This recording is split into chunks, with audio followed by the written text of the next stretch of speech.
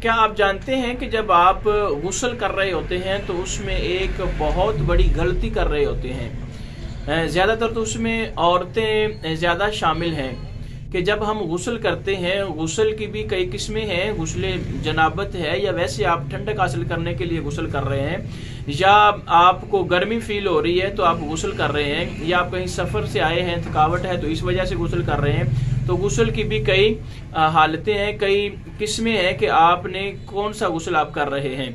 तो ज्यादातर तो याद रखें कि जो औरतों की बड़ी मिस्टेक है, बड़ी गलती है, जिस वजह से गुस्ल नहीं होता और वो फिर वैसे ही खाना पकाती रहती हैं, वैसे ही सारे काम करती रहती हैं, जबकि उनका गुस्ल ही कंप्लीट नहीं होता।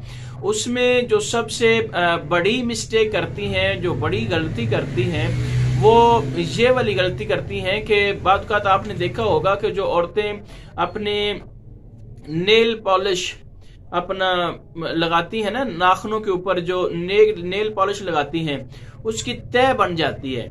जब उसकी तह बन जाती है तो उसकी तह के नीचे पानी नहीं जाता। जब उसकी तह के नीचे पानी नहीं जाता तो गुस्ल नहीं होता। तो जब गुस्ल नामुकम्मल होता है तो बंदा पाक ही नहीं होता। ठीक है, वो फिर नापाकी की हालत में ही सारे काम करती रहती है।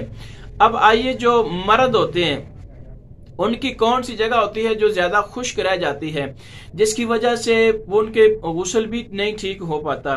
तो मर्द हजरात जो हैं, बाद का तो कई लोग ऐसे सवाल करते हैं कि कारी साहब हमने पाक कैसे होना है। भाई मैंने कितनी बार बका है, और आप बिल्कुल शर्माया ना करें। शरा के आगे कोई शर्म नहीं है।